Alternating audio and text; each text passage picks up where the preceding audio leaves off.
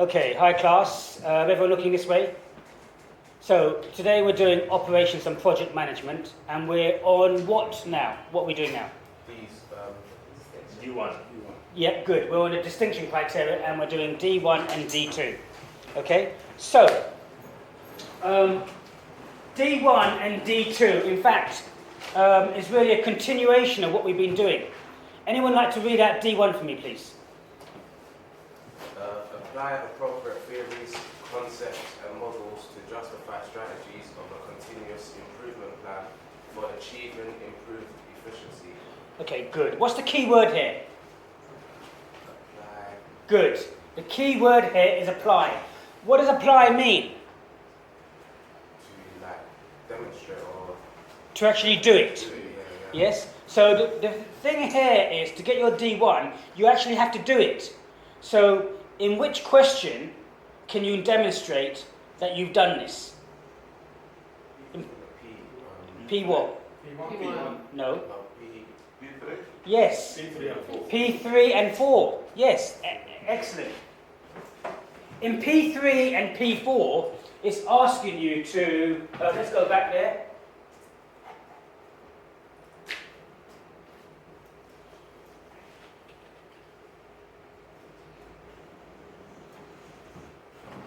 In P3, it's saying apply each stage of the project life cycle, a given project, including necessary supporting documentation for completing the project, business case plan, project plan, work breakdown structure. Yes? But now, in the distinction criteria,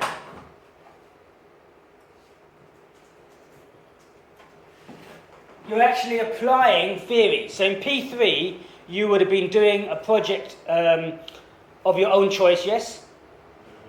In terms of a specific company or your own company. And now in D1, you actually have to apply to the project life cycle the theories and concepts and models. Tell me, what theories, some of the theories we've covered? Science. Yep. So Taylor's scientific approach, we've covered. Okay. What about some theories? Douglas. Okay, that's motivational theory, yes. So we've covered also motivational theories like Douglas X and Y theory. We've covered hygiene factors. We've covered Maslow's hierarchy of needs and his model. Okay, what else have we covered? We've covered lean and continuous improvement. So in terms of theories, concepts and models, we're talking about Taylor's scientific approach, we're talking about lean, continuous improvement, levels 1, 2, 3, 4 and 5 in continuous improvement, and models like Maslow's hierarchy of needs model or various other models within those concepts and those concepts in those theories. Okay? So, to justify strategies of continuous improvement plan for achieving improved efficiency. So, what area of the project life cycle do you think this is going to fit into?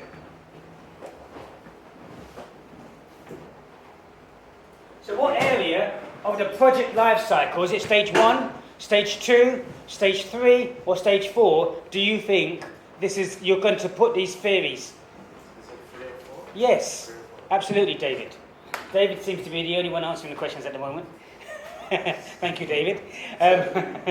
So, because in stage 1 and stage 2, you've done your research already. It's the feasibility study. It's the aims and objectives, your plan, your methodology, your sampling, your questionnaires, and all that you've done, and your work breakdown structure that you needed to do in P3. In P4, in stage 3 and stage 4 of the project life cycle, is asking you to look at installation of the plan or testing of the plan. And stage 4 is like final testing and maintenance or implementation. Do you understand? So, really, in stage 3, when you're doing P3, in stage 3, you bring in your methods and theories like Taylor's scientific approach. You say, well, if I'm setting up a nursery and I'm targeting autistic people, well then I'm going to have these various and we're going to adopt tailored scientific approach. Stage 1, in terms of picking them up. How do we get them? What stage 2? What stage 3? What stage 4? I'm going to adopt tailored scientific approach. And within that, I'm going to have continuous improvement at level, what, 1, 2, 3, 4, 5. It's up to you, depending upon your resources and what you have, okay? Does everyone understand that? Yeah? So is D1 understandable? Do you understand D1? You need to apply in stage 3, in P3, these theories and state what you're going to do in your workplace, okay? Now, let's look at D2. So that's D1 done. D2, can someone read it out for me apart from David? Critically evaluate the PLC through a practical and theoretical exploration of its effectiveness. What's the key word here? Critically evaluate. Good. The key words here are critically evaluate. What does evaluate mean? Just the word evaluate. Pros and cons. Yes, evaluate means give us the pros and cons. So what does critically evaluate mean? Give our own Your opinion. Yes, give your own opinions in terms of the pros and cons. What do you feel and think about it? How easy or not is it to implement these things in your workplace? It's all good and well saying tailored scientific approach, lean, continuous improvement, but how easy is it to implement? How easy with the lack of resources, not many staff or very few staff, very little time that you have without developing new processes and practices and documentation? Very difficult. So you must look at the pros and cons, but give your own opinion in terms of the pros and cons. And then you must sum up. You must sum up and give your own opinion, your own conclusion. Make sense? So here, critically evaluate the project life cycle for a practical and theoretical explanation of its effectiveness. Well, you're already doing the project life cycle in P3 and P4, yes? So in P3 and P4, you're doing the project life cycle. So in D2, you apply at the end, once you've done the project, so at the end of the project life cycle, you then, for D2, you produce the pros and cons, but not just the pros and cons, a critical evaluation of how easy it was or not to implement these theories, concepts and models. Make sense? And that's it, that's D2 done.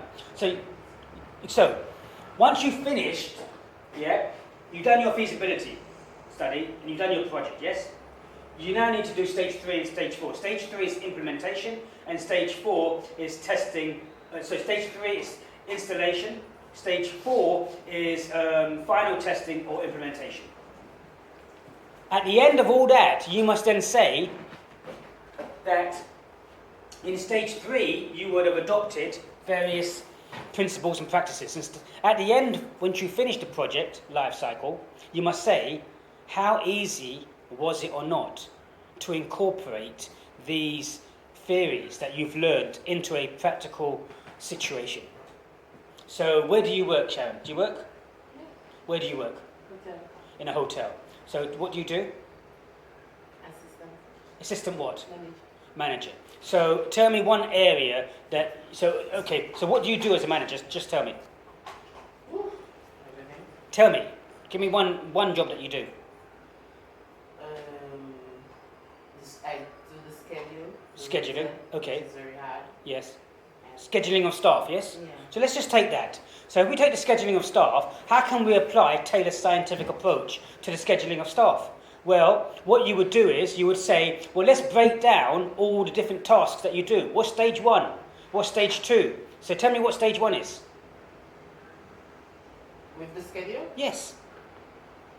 the computer, I go to the computer To do what? to do the schedule. Okay, but what do you have to determine first? You have to determine what? What you need. Yeah. How much? So the first thing is stage 1 is to determine what you need, yes? What's stage 2? To find out what? Their contract or something? I don't know. Whether they're available. Yes. Do you understand? What's stage 3? Apply those who are available to the available. Apply those who are available. What's stage 4? Set up Set up the times. What's stage 5? Get them to do the work. Get them to do the work. Okay, that's 5 stages, yes? Yeah. So here, do you see now, we're applying Taylor's scientific, but then, hang on a minute, let's incorporate continuous improvement into Taylor's scientific approach. How can we improve this? Well, why don't you set up a system where those who are available will automatically, sort of link up with you instead of you asking them. Okay, that's a good idea, but hold on, let's take a step backwards. Because the key thing about scheduling is getting the right people. But why don't we have a ranking system of the staff we would ideally like? Ranking 1, 2 and 3 in terms of their punctuality, in terms of how effective they are, in terms of how clean they are, in terms of the job that they're going to do. So therefore we prioritise the people we would like first, second and third, perhaps. Do you see how now I'm incorporating Taylor's scientific approach in scheduling? I'm now incorporating a continuous improvement. How can I improve upon your system? Do you understand? But then, how easy is it to implement? How much time do you need? What's this going to do to you if you have to set up these procedures? It takes you away from doing your job. And will you have the time to do it? Do you understand? Makes sense? Why can't you have a predetermined scheduling in the sense that where for instance, the first choice will automatically be selected? Yes, good, another good idea. Now, do you see how